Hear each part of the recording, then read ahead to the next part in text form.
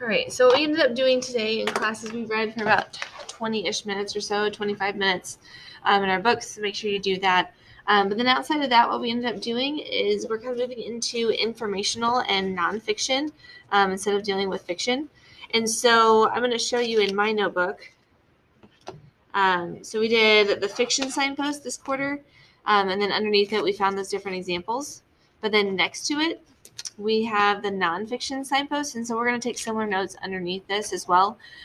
So you don't have your notebook, which is fine. You're just going to do it on a separate sheet of paper, just like I am on here. So you're just going to go ahead and make sure you have a piece of paper. And then what we're going to do is we're just going to draw a line down the middle, and we're going to get 6 boxes about the same size because we're going to take some notes on here. Okay, so you're going to want to do that. We're going to go ahead and label them as well. So this first one we're going to do is contrast and contradictions. So contrast and contradictions. And again, we're going to talk about this as we find examples. So contrast and contradictions, and at any point, if you need to, goodness gracious, if you need to pause this for any reason because you can't, going too fast, you can do that. So we have extreme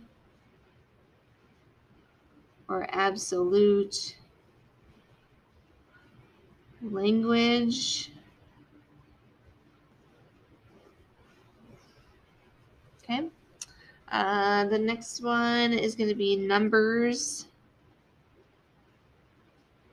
and stats. And then the next one after that is quoted words.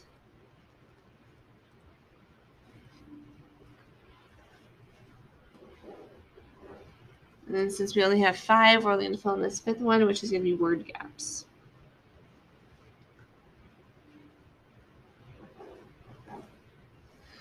All right, so you should have these 5 on here. I will come back to this multiple times, so if you don't have these all written down quite yet, that's okay. You will see it quite a few times throughout this. Now, what you're going to need to know is that you're going to be going back to the absent document quite a bit, in the sense that I have links on there for you to watch and see different examples for this. So just know that you're going to be kind of going back and forth between this video and then also the absent document. All right, so for nonfiction signposts, these are very similar to the fiction signposts that we did last earlier in the year. So nonfiction signposts are just like fiction. They're places for us to stop and for us to dig deeper into the text, to understand the text more, and to ask the why and so what part of it. Okay, so that first one is contrast and contradictions. This is when you have an opposing idea. So something is different between what you know versus what the writer is saying. And so if there's something that doesn't quite add up to you just because you know something that's different and the author is saying something that does not agree with what you think, you're going to ask yourself, you're going to stop and ask yourself, what is the contrast or contradiction and why does this matter? Talking about the why is really important in the sense of seeing, like, what do you learn from it kind of thing too, or what can you take away from it? Why is the author writing this? Why is the author doing that? That kind of thing. So we're going to show you some real life examples here. The first one I want you to do is you're going to do the Susan Boyle audition. In order to find that, you're going to go to the absent document. So where you found this first initial video, you're going to go down here. It says specific signpost videos, and it's only to use when I'm directed to. So this right here, contrast and contradictions, you're going to click on Susan Boyle, and I want you to watch that. After you watch Susan Boyle, you're going to come back to this video and hit play, and then I'm going to tell you what to write on your sheet. Okay, so go ahead and go to this. You'll pause this video, go to that one, watch Susan Boyle, and then come back. All right, so you should have watched Susan Boyle. So if you have not done that, make sure you get that done. But as you can see in the different reaction to the judges and what they were saying, maybe even your own reactions, we were not expecting Susan Boyle to have that good of a voice just because of her quirky personality that she was presenting. So we're going to put CGTV, that would make no sense. Susan Boyle, BGT, which is like Britain's Got Talent, kind of like an AGT. And then we're just going to put a reminder that she was a singer. All we're doing here is we're just putting down reminders as to, oh yeah, that's what contrast and contradictions are for nonfiction signposts. Okay. But as you saw in the judges' faces and the audience's faces, and maybe even your own, you're like, what on earth? Who is this lady? She's kind of quirky. And then all of a sudden she starts to sing, and like we were not expecting that to happen. Okay. All right. The second one that you're going to do, again, if you need to pause at any point, you can do that. You're going to go back to this, and you're going to click on this one, blind pole vaulter. And just the name in itself is something that's interesting to think about too, because when you think about pole vaulting, that's the big stick that you're using to jump over a different pole. I think for myself, I don't know that I could do that, but then you put blind pole vaulter and it's like, whoa, like that's a contrast in itself. Okay, so what I want you to do is you're going to click on that one now, pause this video, watch that one, and then come back and I'll kind of talk to you about some different things. All right, so you should have watched the blind pole vaulter. So what you're going to do underneath here, you're going to put blind pole vaulter. I'll put her name underneath. Charlotte Brown, she's 15. Again, it's just reminders. I don't know about you, but like that's pretty inspiring to see that she's doing that and all the things that she's kind of coming across. Like, yes, it's a hurdle for her to jump over, but she's like, you know what? This is my life. This is what I got to do. And she's living it, which is pretty awesome. So it's kind of inspiring. So when I think about why does this matter for that particular one, I'm like, wow, like that's really cool that she can do that. It kind of makes me want to go, okay, what can I do? What can I accomplish? All right. The next one, we have extreme or absolute language. So I'm going to show you on this slide what that is. So we have extreme or absolute language. What this is when the author is using language that leaves no doubt. There's no exaggeration. It kind of pushes the limit. And when you see these things, you want to ask yourself, why does the author use this language? Why is it said like that? Sometimes the language that they're using is innocent, or sometimes it's to prove a point. But then you also want to think, is the author misleading? Sorry, is the author misleading something?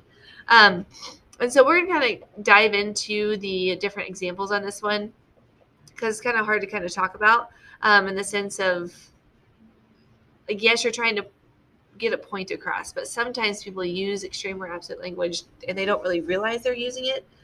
So it comes off that innocent.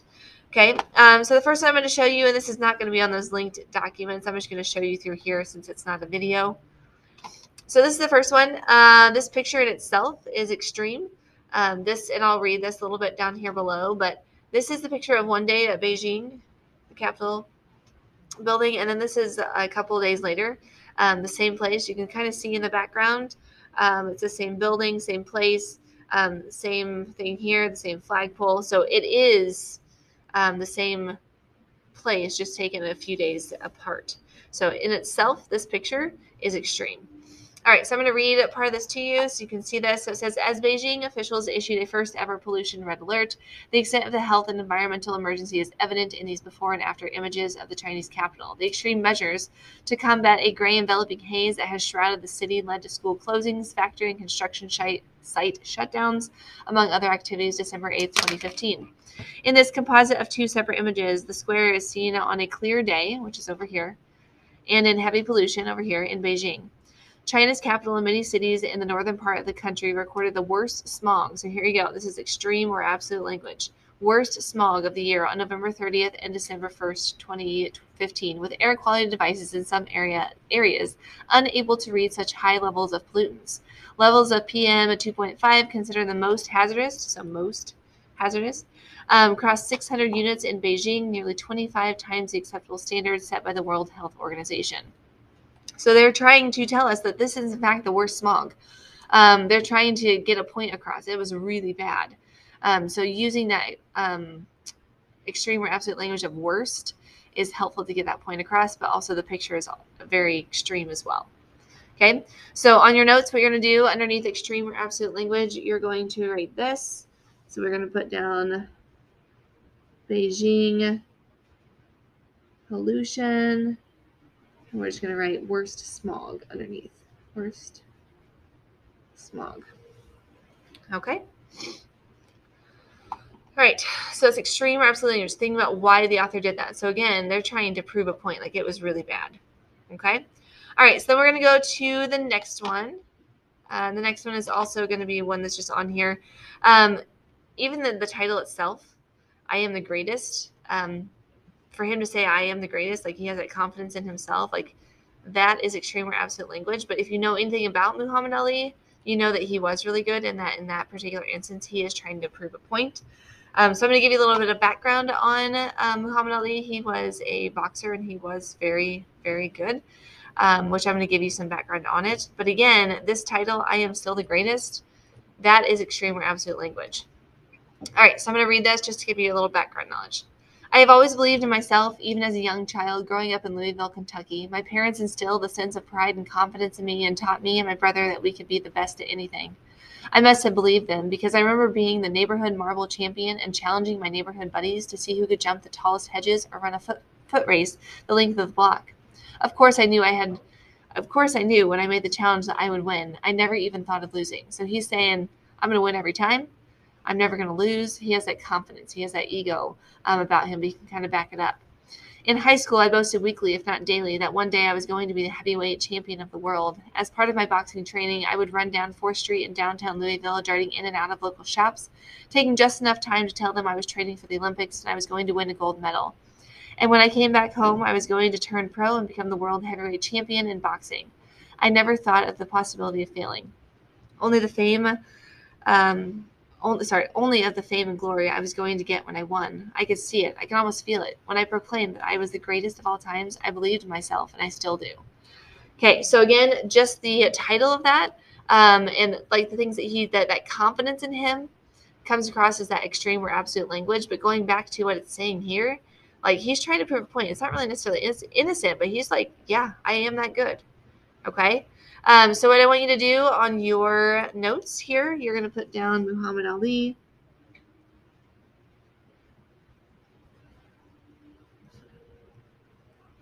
And then you just put greatest of all time. Okay. Again, if you need to pause for any reason, you can do that. But we're going to go ahead and keep going. All right, so the next one is numbers and stats. So I'm going to give you an explanation of what that one is.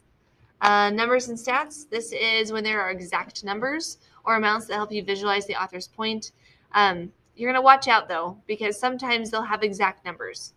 So sometimes they'll give you exact numbers. Sometimes they're going to have relative amounts. And they choose to do different relative amounts to maybe to get your feedback on different things, in the sense of sometimes people use a lot. Here's an example. So if I told my daughters, 8 and 5, if I told them that I had a lot of candy for Halloween, they may think 20 pieces. But for a lot of you, you're like, that's not a lot. A lot's like 100 or 200.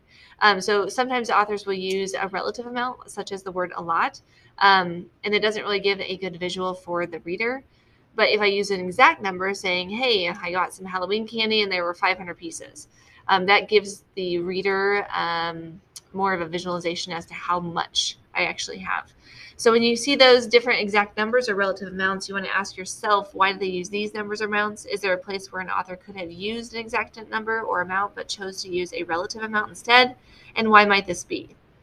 Okay, so one thing I'm going to have you guys look at is this one. Let's see what I had to do first. Give me a second. Okay, earbuds. Okay. So what you're going to do is you're going to do the earbud one first. So you're going to go to this absent document again. You're going to click on earbuds. I want you to listen to this one. You're going to watch the whole thing.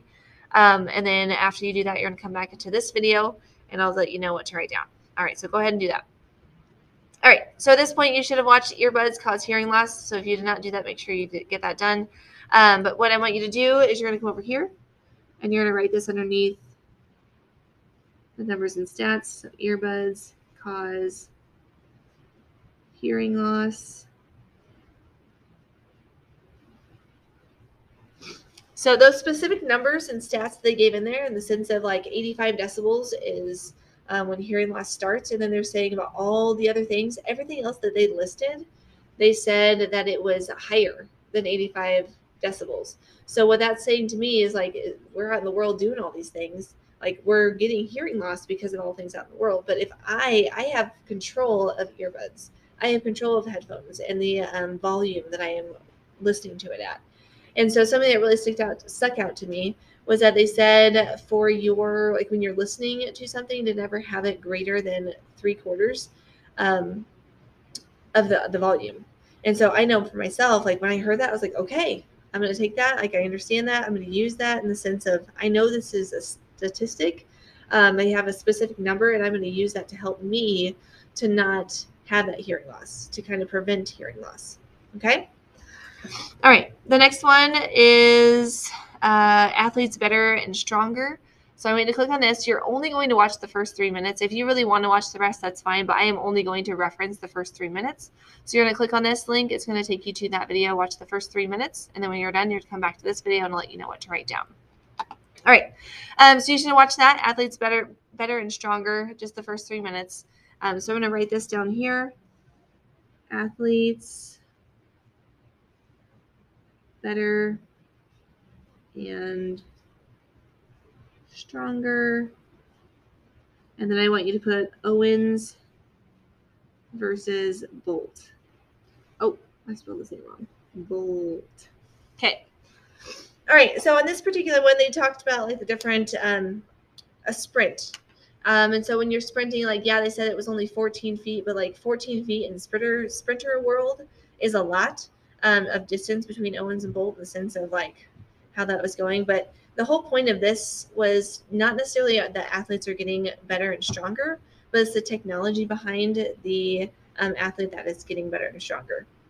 And so they were saying like for Owens and Bolt, if they were actually to run a race against each other at the same time, they would basically be within a stride. And so, again, that proves the point of like, oh, well, it's not athletes getting better and stronger. It's the technology behind that athlete to help them with a faster time. Okay. So the specific numbers that you use were, again, making me go as a reader or as the person getting the information going, okay, this is legit information. Okay. All right. The last two that we're going to do, we have quoted words. Oh, sorry. For quoted words, I'm going to go back to this so I can kind of talk to you about what those are. Quoted words are quotes in a piece from one of the following. It could be a personal perspective, someone who lived through it. It could be the voice of authority, like an expert, or it could be others' words like research information. So when you see quotes in a piece or you see that someone has been interviewed, they're using that information, you want to ask yourself, what was this person what was this person source quoted or cited, and what did it add? So I should say why. Why? Sorry. Why was this person? But also think about who is that person? Like, are they an expert?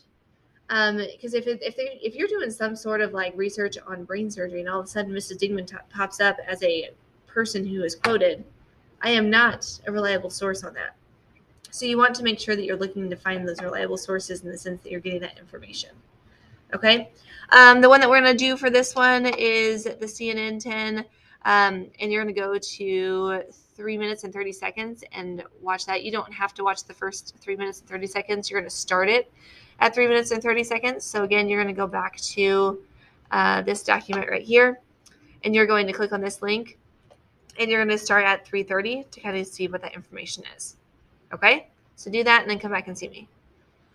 All right, so you should have watched that thing about Mars. So again, we're looking at that in the sense of there are experts talking through different information in the sense dealing with Mars. And so we need to make sure that we're paying attention to who those people are. Because again, if you're thinking, hey, Mrs. Dingman is talking about Mars and how that all works, I am not a reliable source. So we're going to put CNN 10, Mars. We'll just leave it with that. Okay. So quoted words. So when you see someone who is quoted, you want to make sure that you're doing the research beyond that. Like, why was that person quoted? Is it someone that I can rely upon? And that kind of information. All right. We're going to do one example on that one. The last one is we're going to do word gaps. Again, if you need to pause for any moment, you can. But word gaps, I'm going to go back to this right here. Word gaps, this is kind of a fun one. So what you'll notice is that there's unknown vocabulary words or phrases, often due to lack of background information. Or that you just don't know what that is. So, for example, if you're looking over here, it's kind of funny. funny, yes, and also not at the same time.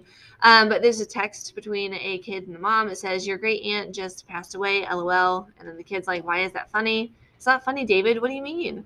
"Mom, LOL means laughing out loud." "Oh my goodness, I sent that to everyone. I thought it meant lots of love. I have to call everyone back." Okay, so the mom did not know. Sorry, just a minute. Send any football player to the band room. Football players head to the band room. Thanks. All right, that was a quick announcement here. But here, like the mom, she had this word gap of I don't know what LOL means, but the kid's like no. And so having that, like you need to ask yourself, do I know what this word from somewhere else? Does it seem like a technical talk for this topic? Can I find clues? Like if you don't understand a word or something doesn't make sense, you need to stop and figure out what that is. Okay.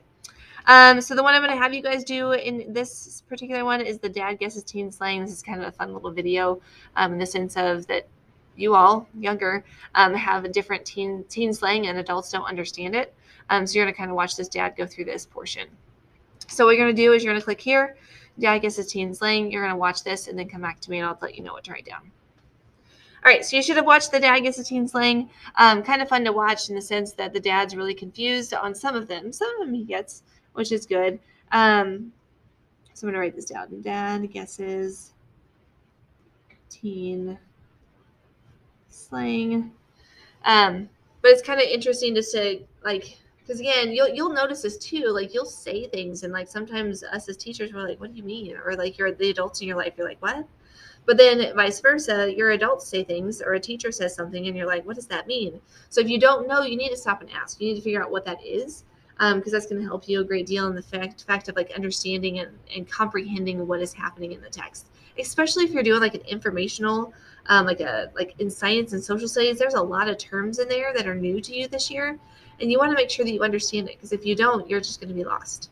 Okay, so make sure you find that information.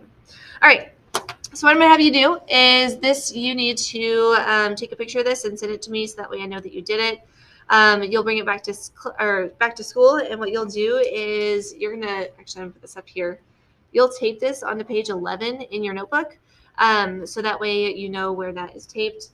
And you'll have everything caught up. We will end up looking at this a little bit later. I'll make sure that you have it there. But I do want you to take a picture of it and send it to me. That way I know that you did it. Otherwise, that's all you have for me today. All right.